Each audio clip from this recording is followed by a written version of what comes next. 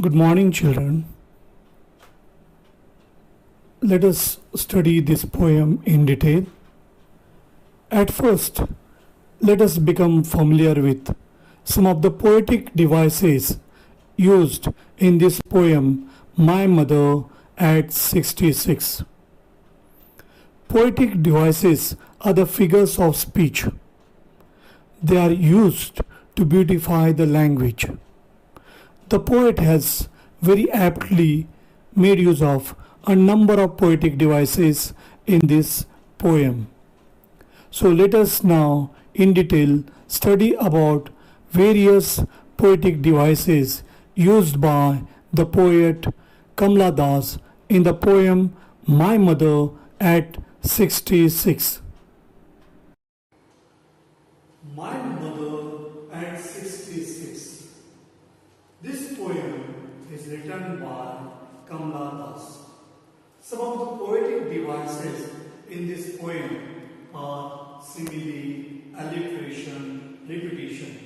So, at first, let's see what is simile. Simile is that poetic device wherein we use like or as in order to compare two things. A face ashen like that of a corpse. What does corpse mean? Corpse means dead body. Now here, her face has turned out to be just like that of ash. And here, her face is compared to the face of a corpse. She is compared to a dead body. Her face has turned out to be like that of a dead body. Ashen face is compared with the face of a corpse using like. When we are comparing two things, when we use like or as, that is simile. When we do not use any of these like or as and still in poem that device is used, then it is called metaphor. Now here, a face ashen like that of a corpse is an example of simile. It is pronounced as simile and it's spelled as yasi, yamai, yali. This poetic device we compare with metaphor. In the case of a metaphor, the words like or as are not used. Whereas in simile, we use like or as. There is one more example of simile in this poem, My Mother at 66. And that example is this: wan, pale as a late winter's moon. How is late winter's moon? There is no shine. So that is what is missing. That shine, moonlight shine is missing. And that moon, late winter's moon, the face of mother is like that of late winter's moon, where there is no shine.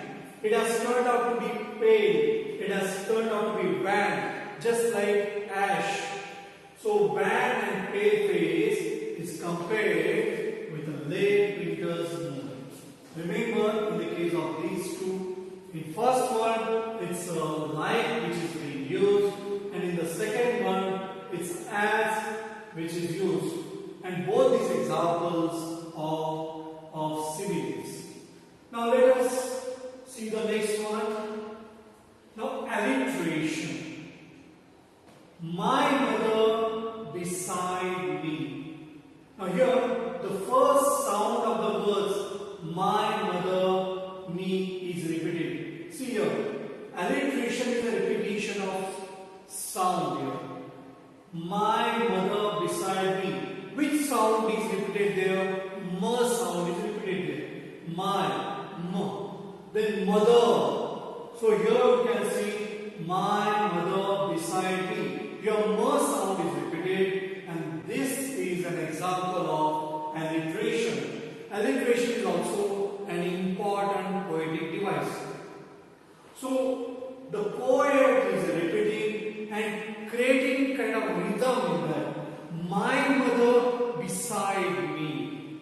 So that's a beautiful expression, and this one by repetition of the sound. So why these poetic devices are used?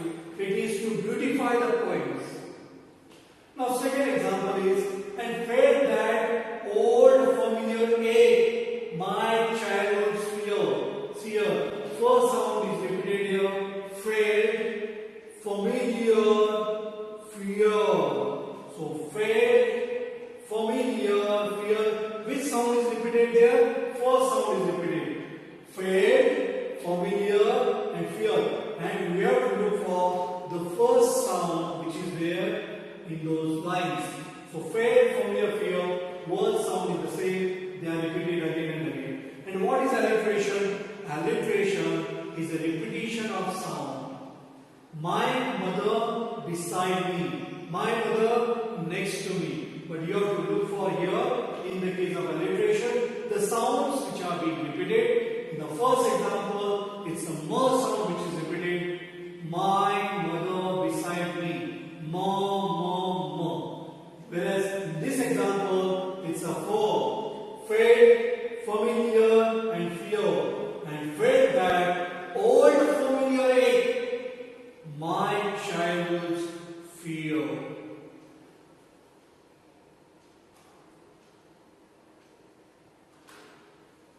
Next example is of personification. Personification is also poetic device. The personal attributes are given to the non-living things. Now here you see the example, younger trees sprinting. The qualities of a human being, the qualities of a person, the attributes of a person are being given to the non-living things. Trees, they are young. So trees which are young, here it is referring to youth. And they are sprinting. Remember that trees don't sprint. But what does it show? The youth. You are full of energy. You are full of vigor. You are always ready to sprint. You are always ready to jump. You are always ready to run. So that youth, it is referring to that youth, and when she is moving in a car, she looks outside. She wants to forget that her mother has become old, and she sees the trees are moving. When you are moving in a vehicle, when you see outside through the window, what do you see? You see all the objects which are there outside. They are all on the run. And here the poet is referring to that, but the poet is using the poetic device of personification. And personification refers to the poetic device in which personal attributes are given to the non-living things. And here the non-living thing is tree, and here the poet says the trees are sprinting, and over there they are very young. So here the poet is referring to youth which is full of vigor, full of energy, when man is full of movement, doing something or other thing. That is what is youth. Now, it is symbolic of youth and freshness of life going past. It also personifies the trees as they are running. Now let us move on to the next, that is repetition. In order to give emphasis, here there is a repetition. Smile, smile, smile. All I did was smile and smile and smile. It's quite easy to find out. And this poetic device, repetition, is being used in order to emphasize that she wants to forget about the old age of her mother. She wants to forget that she is going to lose the fact, the very saddening fact that her mother is bound to die. Her mother has grown old enough. She's on the verge of death. She wants to forget about all that. And that's why she wants to bear smile. She just wants to forget about all that and keep herself happy. The repetition emphasizes a futile repetition of an action. And here, she doesn't want to reveal this fact to her mother. And her helplessness, she knows that she can't do anything. Her mother is on the verge of death, and the futility of the poets is anxiety. And this anxiety, this worry, it is futile. Nothing can be done. And therefore, she just wants to forget about it because a person who is born is going to die. Her mother is on the verge of death, and she is going to lose her mother. What was her childhood fear? A childhood fear of loss of her mother, a childhood fear of separation from her mother, and she feels now that might happen, and that's why she wants to forget that. And using the poetic device here, she wants to emphasize that to the fact all I did was smile and smile and smile. So the words smile, smile, smile are repeated.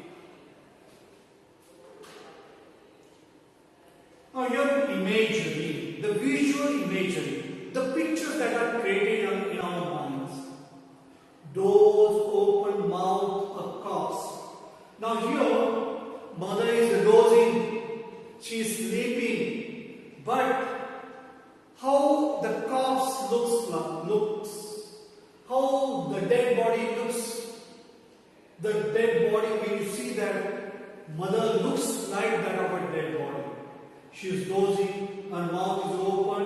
When you see a dead body, it appears like that. The phrase given above creates a picture of an old, decaying old woman. And this image is created in your mind. So visual image is created by the poet by comparing her mother's condition to that of her corpse. Young trees sprinting. Now here she is driving a car. She sees through the window outside, and when she sees that the trees are moving very fast. They are virtually sprinting. The merry children, the happy children spilling out of their homes, they are moving out of their homes. And remember here, trees sprinting, suddenly that image comes in your mind. And merry children spilling out, happy children spilling out, happy children moving out of their homes. So here, childhood is full of happiness, youth is full of vigor, full of energy. So this phrase given above creates a picture of youthfulness and energy in our mind. So mental pictures are created through the imagery.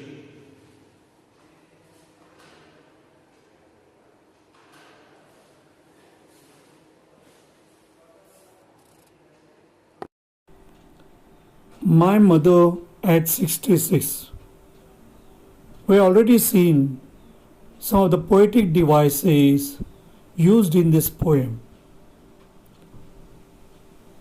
The theme of this poem is aging and fear of loss and separation. Let us have a detailed study of this poem in order to recapitulate. My mother at 66. This poem is written by Kamla Das. In this poem, she has captured the complexities of human relationship. The poem My Mother at 66 is one of the finest examples of the human bonding, especially that of a mother and daughter. It describes the pain and fear of the poet of losing a mother due to harsh reality of life, which is death. Let us go to this poem and let us see in detail about this poem. Driving from my parents' home to Cochin last Friday morning, I saw my mother beside me. Now she was driving a car. Who was driving a car? The poetess was driving a car from her parents' home, from her ancestral home, and she was going towards Cochin. Why was she going to Cochin? She was going to Cochin because there was a airport and her mother wanted to go to airport and she was leaving her. She was going by air. I saw my mother beside me. I saw my mother by the side of me. Beside, alongside, by the side or next. She was sitting there in the car next to her. And how was her condition?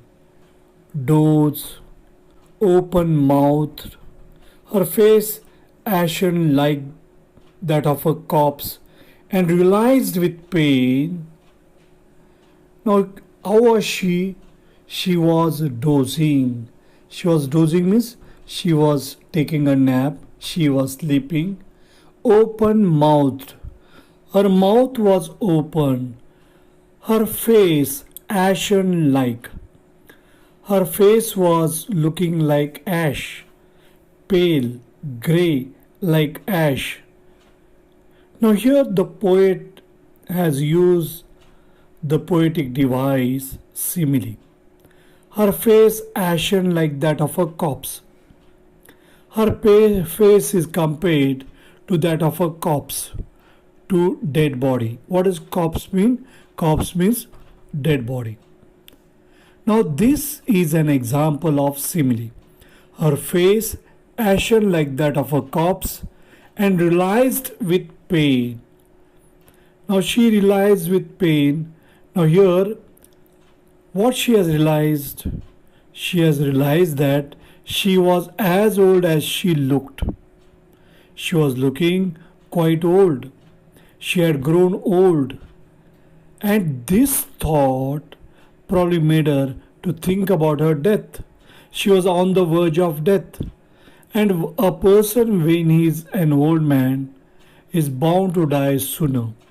As she looked, but soon put that thought away. When that thought has come about her old age, about her separation, she wants to get rid of this thought. She wants to divert her mind. And in order to divert her mind, what does she do?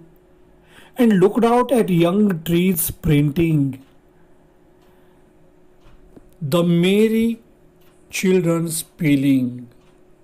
So she looked out of the window of the car, and what does she see? She sees young trees sprinting. Now young trees sprinting. So trees are compared to the human action here, and it is shown that it is sprinting. So it is an example of personification. The merry children. Now here merry children means happy children. They are running out of their homes.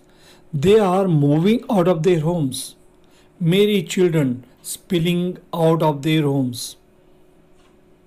So they are coming out of their homes. They are moving out very fast. So here on one hand it shows the childhood. On the other hand it shows youth. Youth which is full of vigor. Youth wherein a person is full of activity. And childhood, when a child is full of happiness, there is innocence, at the same time there is a happiness. And later, after the airport security check, now she comes along with her mother at the airport. She reaches the airport, and there at the airport security check, she is standing a few yards. And when she is standing a few yards, she looks at her mother. I looked again at her, wan, pale as a late winter's moon. She looks at her mother again.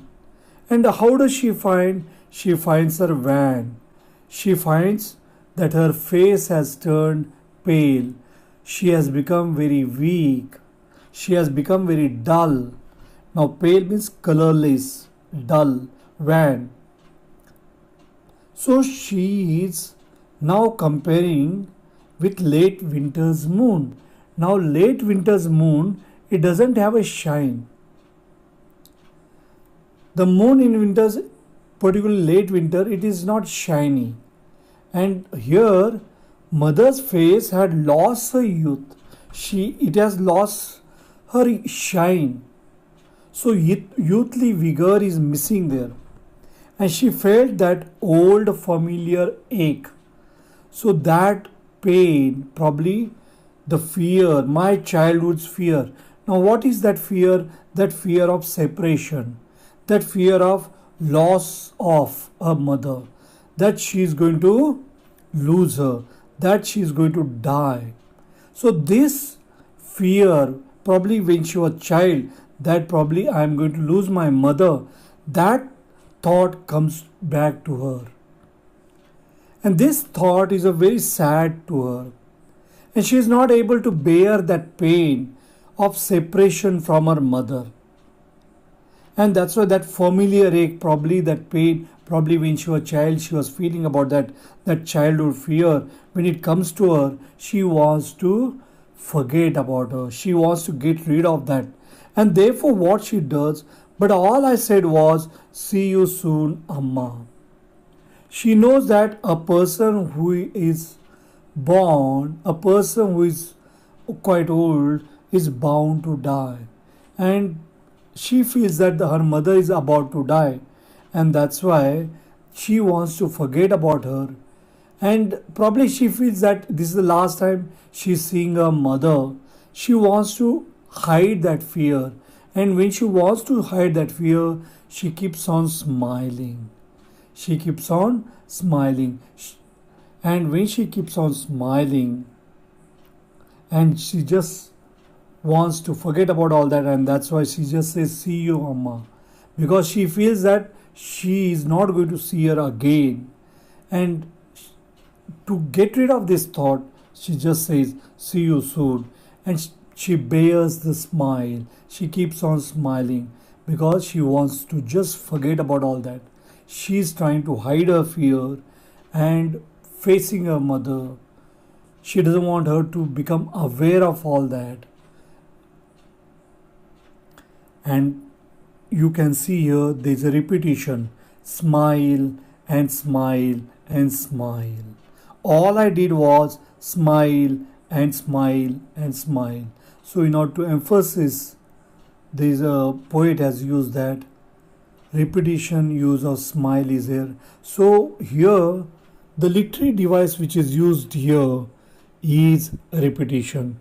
And remember here this poem is written, you can see that this poem is written in free verse. So here right from the beginning till the end you will find that the poem is written in one sentence. So you can see there's a full stop at the end only. So it begins with driving from, and when it ends there, we can say that this poem is written in free verse. Thank you.